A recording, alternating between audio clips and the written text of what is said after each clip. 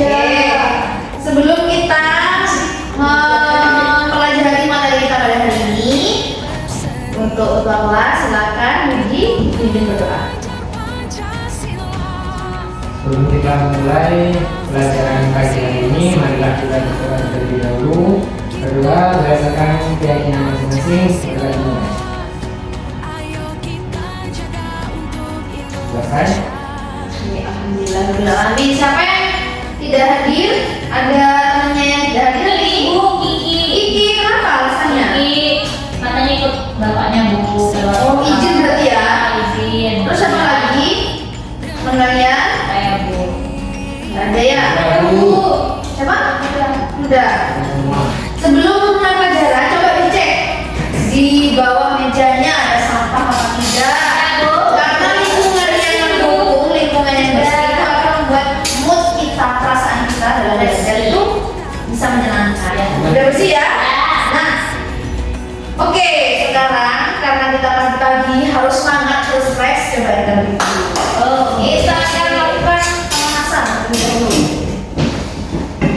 Oke, coba tangannya ditentang ke depan, ditentang ke samping, ke atas, ke depan lagi. Oke, icebreaking kita pada hari ini adalah sikut, sikat, dan sakit. Nah, gimana caranya? Ada yang sudah tahu? Tahu. Gimana coba? Sudah. Sikut. Sikut, pegang sikut. Sikat ambil. Sikat, ambil bolpoin. Terus sakit Sakit. Oke. Jadi sekarang satu bangku ya, disiapkan bolpoinnya satu. Ya Bu. Udah Bu. Disiapkan bolpoinnya satu. Ketika ibu menginstruksikan sakit, jadi kalian pegang perutnya. Ketika ibu bilang sikat, kalian ambil bolpoinnya. Ketika ibu bilang sikut, yang dipegang sikutnya. Pak? Kita coba satu kali terlebih dahulu. Sakit perut. Ya. Sakit. Sakit. Iya Bu. Sikut. Sakit. Sikut. Sikat. Ada yang rebutan, ada yang terdapat. Ayo coba sekali lagi. Sekali lagi. Oke. Sakit. Sikut. Sikut.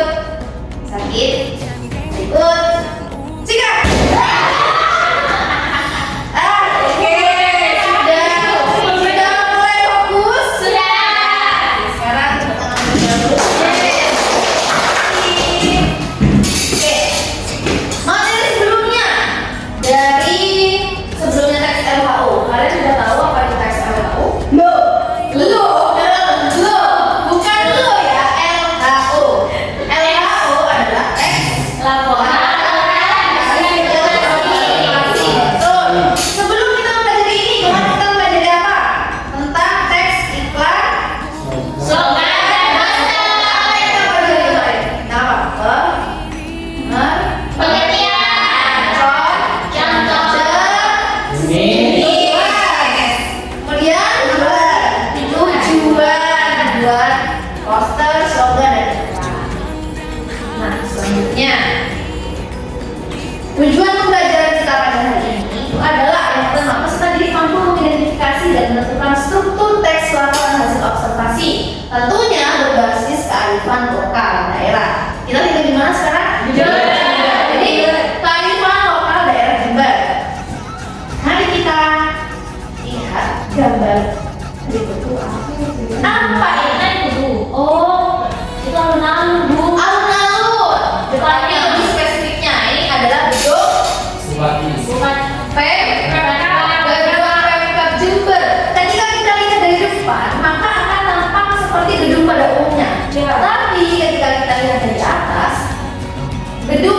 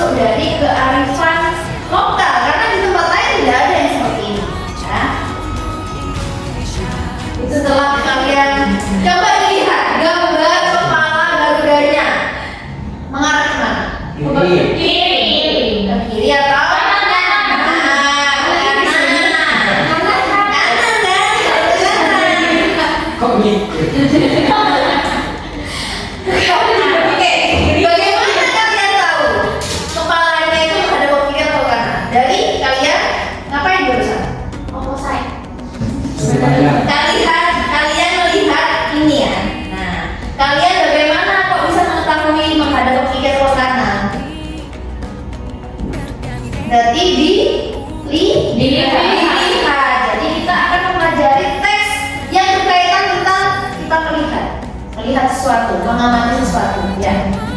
Selanjutnya. Nah, apa itu teks laporan hasil observasi?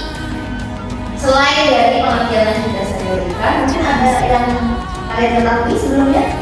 Saya sebut Laporan hasil pengamatan dulu. pengamatan bisa dilakukan secara apa?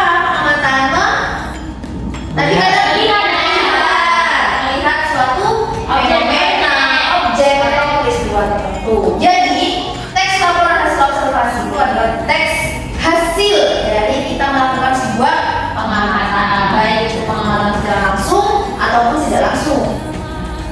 Selanjutnya, di dalam sebuah teks itu pasti ada urut-urutannya, mulai dari atas sampai bawah. Nah, itu kita sebut dengan struktur. Jadi karena kita sekarang mempelajari tentang teks LHO, tentunya kita mempelajari tentang struktur teks laporan hasil observasi. Struktur teks laporan hasil observasi itu ada apa? Yang pertama, pernyataan umum. Nah, apa pernyataan? Bagian dari pernyataan umum ini berisi tentang pembuka secara umum yang menjelaskan tentang objek atau fenomena atau hal yang sedang kita amati atau kita amati.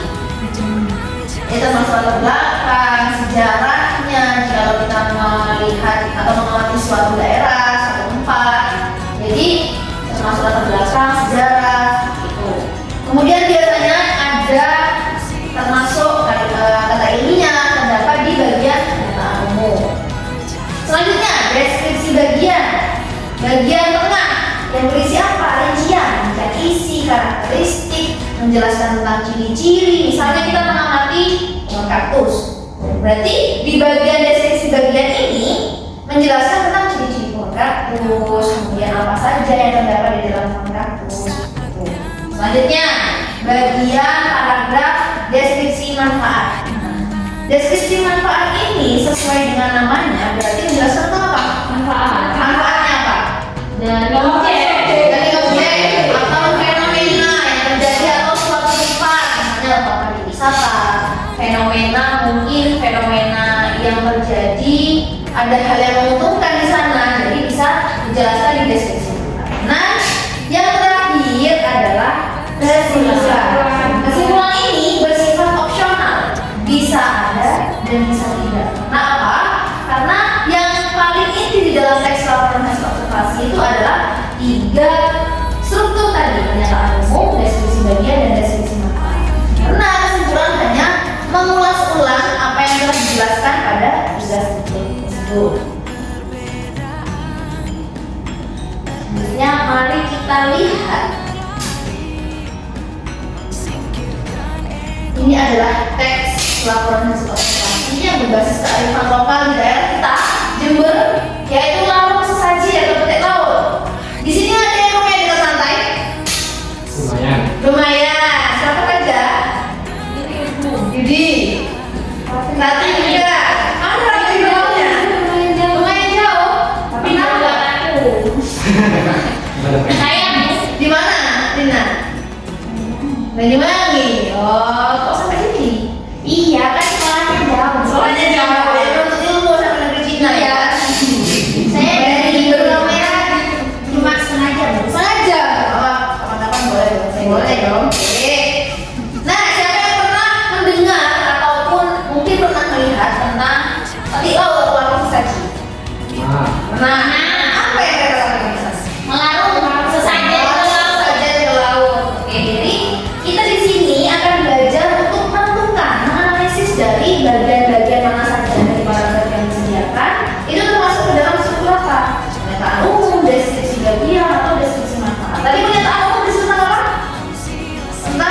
Tentang ulasan umum, ya, latar sejarah tentang apa itu fenomena yang terjadi, objek yang ada.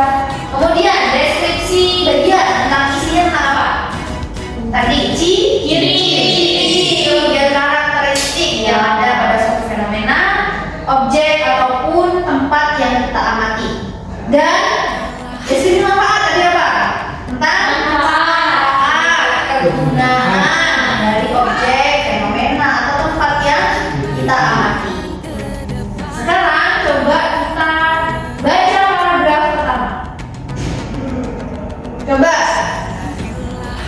dibaca. Larung sesaji atau batik laut di pantai selatan merupakan suatu bentuk tradisi untuk mengungkapkan rasa syukur atas semua berkah yang sudah diterima sepanjang tahun. Nah, selanjutnya lanjutkan dulu. Selain itu, larung sesaji dimaknai pula sebagai tindakan religi dengan paham animisme dan dinamisme, di mana mitos dan magic melekat dalam budaya Jawa. Oke, magic. Jadi setelah dibaca oleh Yudi tadi, menyatakan apa pada satu? Pernyataan apa? Latar belakang. Kenapa kok bisa terjadi larung sesaji tiap tahun? Berarti termasuk dalam struktur apa? Definisi umum. Pernyataan umum. Jadi karena membahas tentang sejarah, latar belakang terjadinya larung sesaji, jadi masuk ke dalam pernyataan umum. Paragraf 1 berarti termasuk ke dalam pernyataan umum. Selanjutnya paragraf 2. Coba Rifka. Paragraf 2. Ya. Pada kegiatan larung sesaji terdapat arak-arakan sesaji yang disebut julen. Julen adalah sesaji yang berasal dari pertanian dan laut. Hasil alam itu disusun menyerupai gunung. Julen tersebut kemudian dipikul oleh warga dari desa menuju pelabuhan yang berjarak sekitar 500 meter. Kemudian julen yang berjumlah 72 tersebut diletakkan dua perahu untuk kemudian dilarung ke tengah lautan secara bersama-sama. Oke, cukup. Setelah dibaca oleh Rifka tadi, paragraf kedua berisi tentang apa? Ciri-ciri. Tentang ciri-ciri, tentang apa saja yang ada di dalam kegiatan larung sesaji, proses dari kegiatan larung sesaji. Jadi karena kita sudah tahu isi dari paragraf 2 ini adalah ciri-ciri dan proses kegiatan, berarti termasuk dalam paragraf apa? Definisi. Deskripsi. Sekarang yang terakhir, coba di sini juga baca yang terakhir. Tradisi ini dilakukan secara terus-menerus karena bertujuan untuk melestarikan nilai-nilai luhur budaya bangsa, yaitu bahasa yang merupakan ciri suatu daerah dan bangsa leluhur. Selain itu, larung sesaji juga dapat dijadikan daya tarik tersendiri untuk wisata budaya berbasis ritual tradisi yang tentunya dapat meningkatkan perekonomian masyarakat sekitar. Nah, paragraf terakhir berisi tentang apa? Manfaat penggunaan dari kegiatan larung sesaji, kemudian dampak apa yang dirasakan oleh warga masyarakat. Berarti termasuk dalam deskripsi manfaat. Sudah paham ya tentang bedanya pernyataan umum, deskripsi bagian dan deskripsi manfaat? Nah, sudah paham, maka selanjutnya kita akan istirahat. Kita akan belajar bersama, diskusi bersama tentang suar-suir. Jadi nanti kita akan mengidentifikasi jenis-jenis dari setiap paragrafnya, termasuk dalam struktur apa. Paragraf 1 pernyataan umum kah, paragraf 2 justru paragraf berapa, gitu ya. Jadi silakan membentuk kelompok buat ide ya, cukup ya orang-orang. Ini LKPD-nya sekarang dikerjakan. Oke, di sini ada teks. Bu, 22 atau 33, Bu? 33. Ya, 3. Setelah itu silakan dibaca untuk teksnya disediakan di depan. Nanti silakan dituliskan di sana analisisnya ya. Silakan dikerjakan.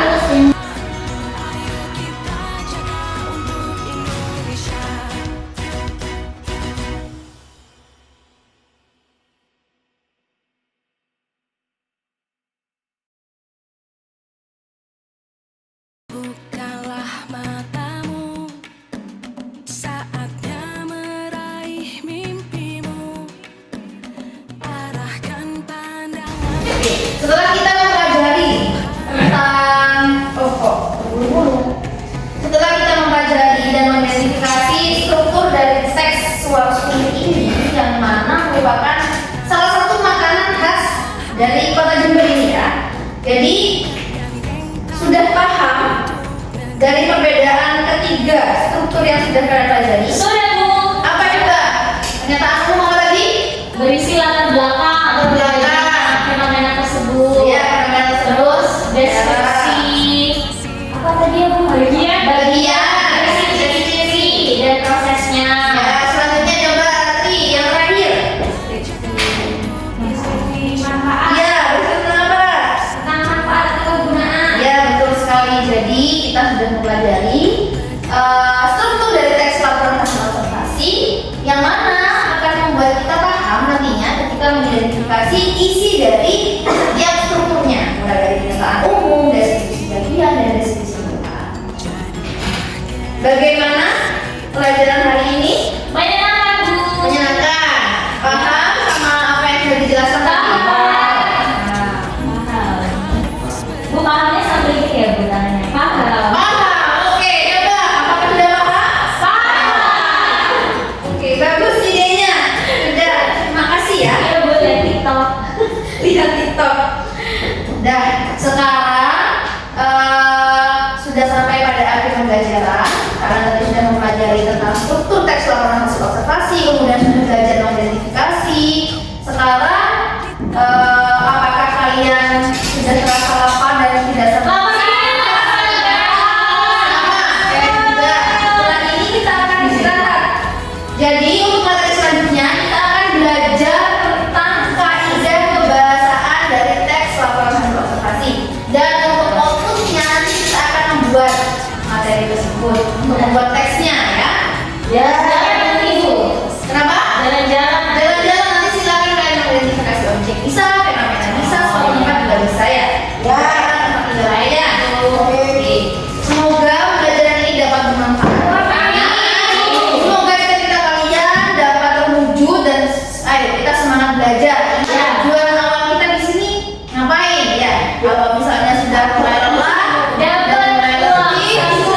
nah dapat uang saku. Jadi kasihan kan kalau orang tua sudah kerja. Jadi kita harus lebih semangat lagi untuk belajar ya. Siap, Bu.